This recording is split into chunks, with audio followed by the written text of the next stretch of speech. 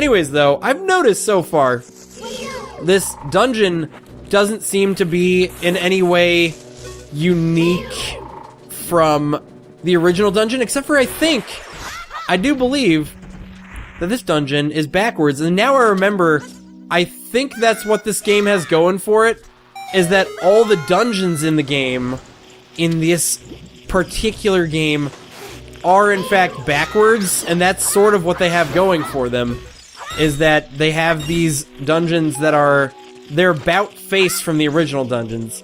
But what's interesting about that to me is, so if you're in the sort of situation that I'm in, where you haven't played in a long time, the fact that the dungeon is backwards doesn't really make a difference, because you're sort of here thinking about, okay, so we got this about face backwards-ass dungeon. Can we jump into that? Yes, we can.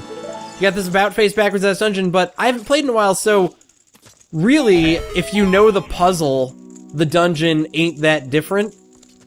So I find it a little bit interesting that that is sort of what's different about the dungeons, but that's okay, because, like I said, it's fun for me. I've talked about this before. Replaying games is always really fun for me for this weird reason, and that is, I've got a really bad memory. So some people, they would view having a horrible memory as a curse. Whereas when I look at having a horrible memory, I sit there and I think to myself, oh my gosh, it's like every time I replay a game, admittedly, you may have noticed that I do pretty much know almost exactly what to do for the most part. But there is still, like, an element of me not knowing what to do. Like I said, it's cool because when I replay games, I get to always experience it as though it were my first time. I think this guy's gonna try and run, but yeah, we're just gonna go straight for him. These dudes, I think if you just block their seed and then whatever, they try and run from you. Let's see if the numbers are different. The order is, yep, 2, 3, 1. I already know the order because they didn't change anything. And 23 is number 1. It was always that little saying that he says, he's like, oh yeah, by the way, 23 is number 1, and if you remember that, you'll be a champion for the rest of your life. And apparently I did remember that 23 is number 1. That's one of those phrases that, remembering 3 numbers in any order is not even remotely challenging, but just the fact that then they also had a little saying to go with it. I think everyone for the rest of their life that's played this game will always sit there and be like, 23 is number 1. And in fact, I was in a band in college, and one of our songs, it wasn't a song that actually had anything to do with Zelda. We weren't a nerdy band, so we didn't have songs about, like, video games and stuff. But oddly, we had named one of our songs, like I said, for no real apparent reason, we had named one of our songs 23 is number 1. And just because, like, it's a set of words that will always stick in the minds of game players everywhere. By the way, I will sort of point out a very interesting thing just now. You may notice that I keep on accidentally using items, and that is, there's a reason. I'm not just randomly accidentally using items, and that is because in Legend of Zelda Wind Waker, the like, grab it with... I do wish one thing, that this game had more experimentation, that they would just let the user try to walk up to a block and see what happens instead of slowly scrolling this agonizing text across the screen. Like, I'm the kind of guy, you know what, I'll give this game credit where credit is due, but I'm not gonna sit there and praise it for things that it did wrong. And one of the things that this game does wrong, I will admit, is it doesn't let you sit there and experiment with things before giving you a chance. Now, sometimes it does. Like I said earlier, probably in the last episode by now, I pointed out that crap, you're locked on. Why aren't you facing... This is so weird. The lock on should make you face the enemy. But yeah, as I pointed out, with the Deku, it allows you to sit there and experiment before Navi... You'll have the Navi hint up in the corner being like, hey, this is what you gotta do. Which is something that I think is nice about this game, is that with most enemies, if the enemy has a specific way to beat it, they will allow you to kind of like sit and experiment before Navi's little thing pops up in the corner. And Navi's like, hey, you should probably be doing it this way, you dummy, because if you don't do it this way, you're just being a stupid idiot, and you're doing it slow. Oh, he turned around. You can... If you don't engage this dude immediately, it actually won't turn around, and then you can just kill it right off the bat. But I was fool. I let myself to go, and I engaged it immediately. But, oh, bees. I wonder if the only point of shooting these things off is screwing yourself. I'm very curious if you get any type of reward for hitting these bees' nests. Oh no, I think they're eggs, and they're enemies that will fall down on you if you don't do what I just did. So, I guess I did something for good, but really I did something for evil, and I did it again. I was explaining this earlier, and because I'm Raktar, I always do that thing where I get sidetracked really easily. Crap, you don't have enough juice to get you all the way there. So the reason I keep on accidentally taking out items is because the last Zelda game that I played all the way through was Legend of Zelda Wind Waker, and if you're familiar with Legend of Zelda Wind Waker, it happens to be the Legend of Zelda game, and burnt away another Deku Stick. If you put them away soon enough, they don't burn away, but I'm a failure. So yeah, anyways, the last Zelda game that I played to completion, this requires a bomb, which is interesting, so it makes it you have to remember this here and come back for it.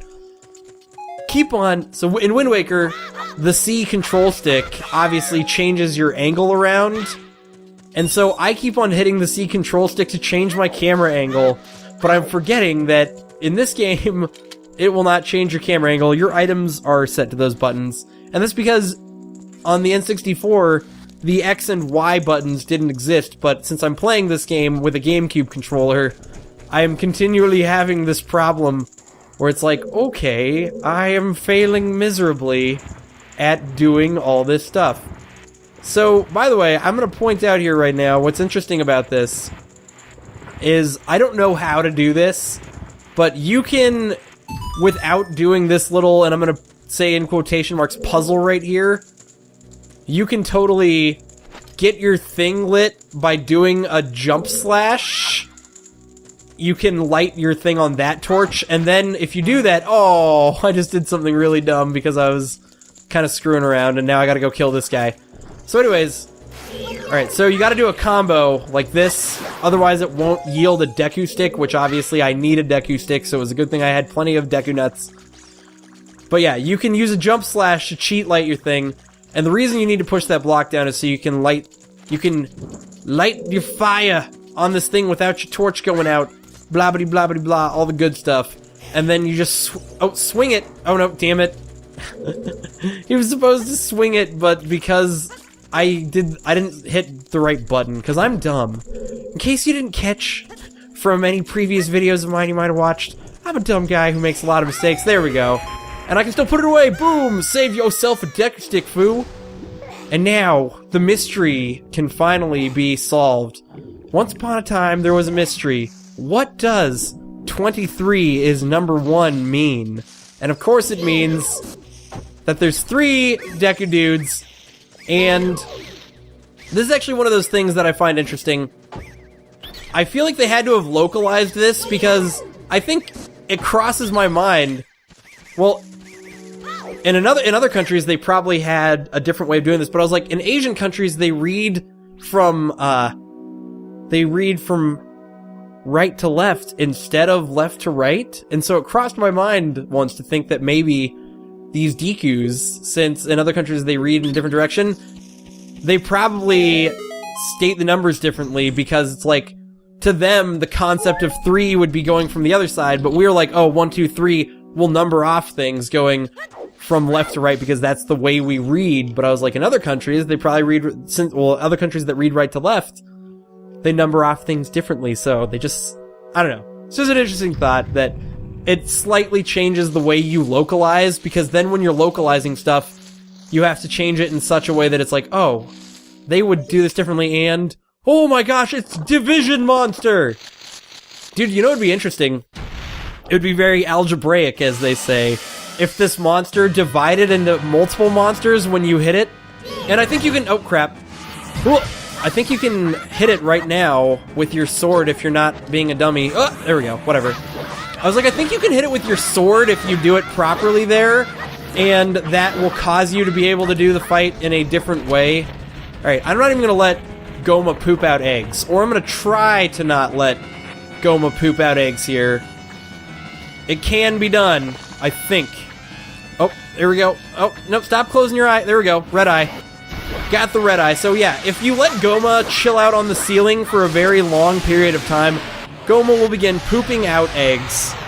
And, by the way, if you know a certain sword slashing pattern there, like I said, you can stab Goma in the eye instead of slingshotting, and then you can one cycle, but I've never known how, and I've never, like, bothered to take the time to look up how to one cycle that fight.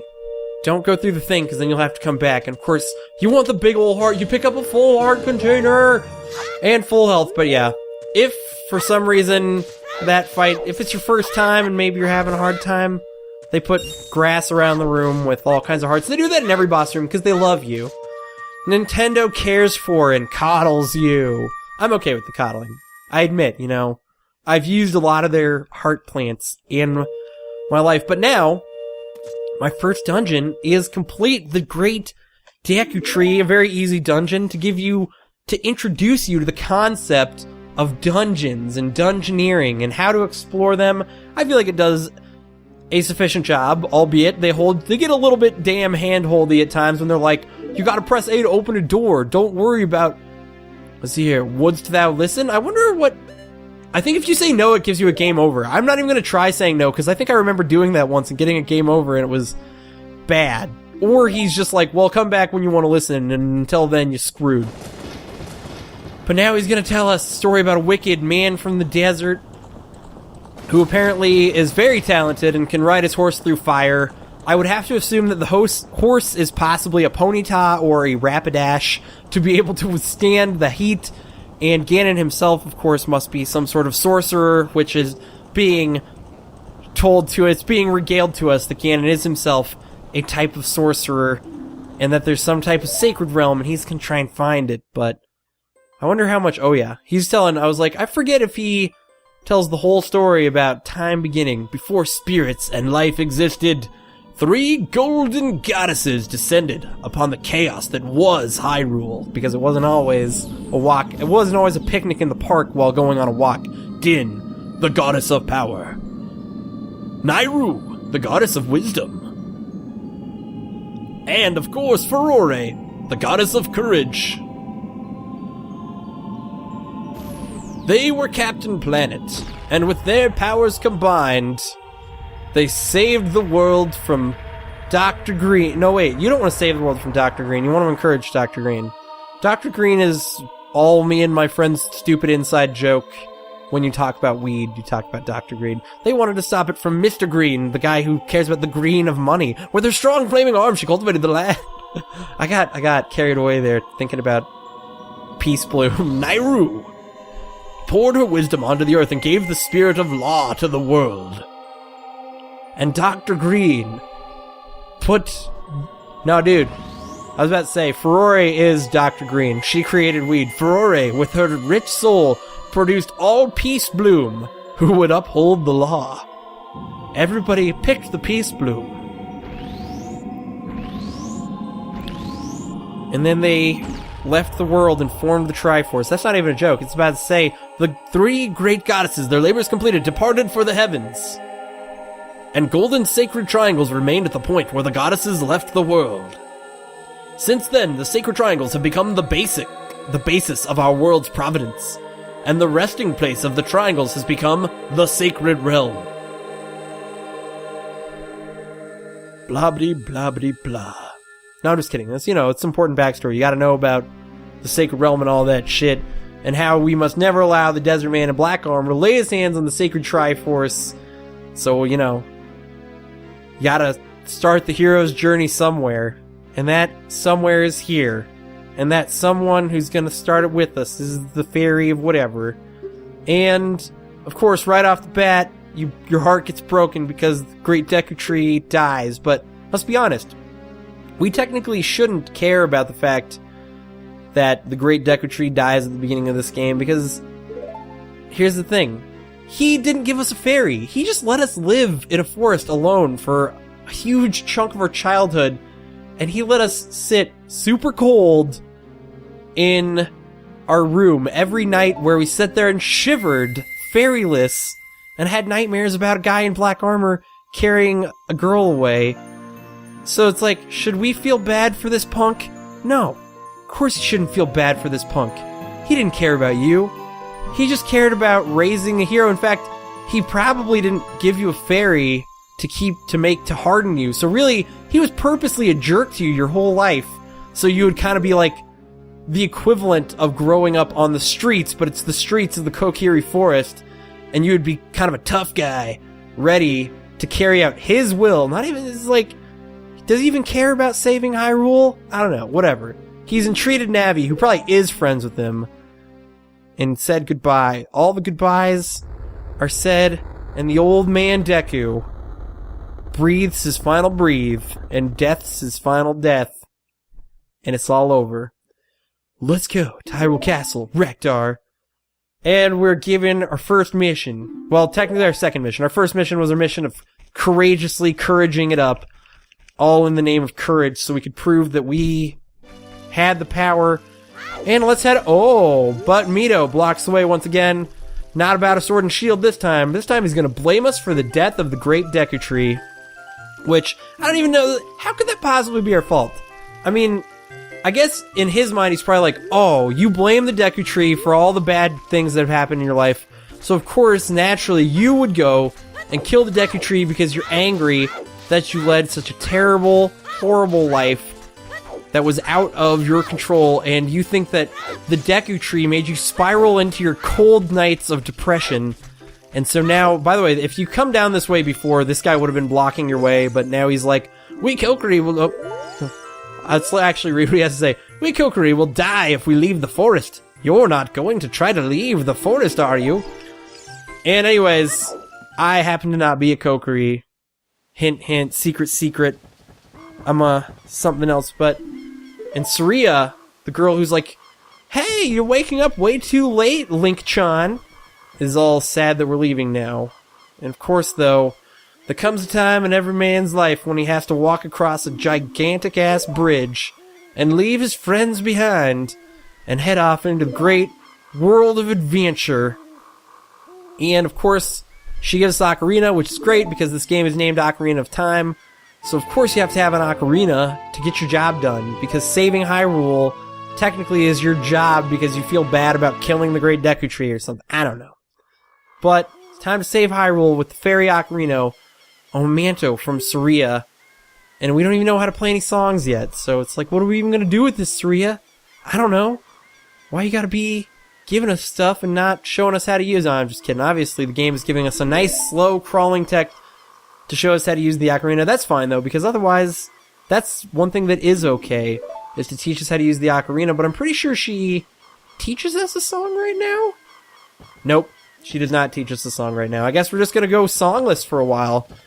We're gonna head out into the world with an Ocarina, no songs, the sadness of leaving our friends in the forest who weren't really our friends to begin with because we never had a fairy, all to head into the great, grand, bright, beyond world of adventure in Hyrule Fields.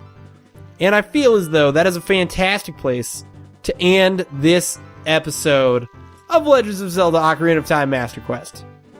So with all that jib-jab out of the way, this has been Rektar. Thank you for watching.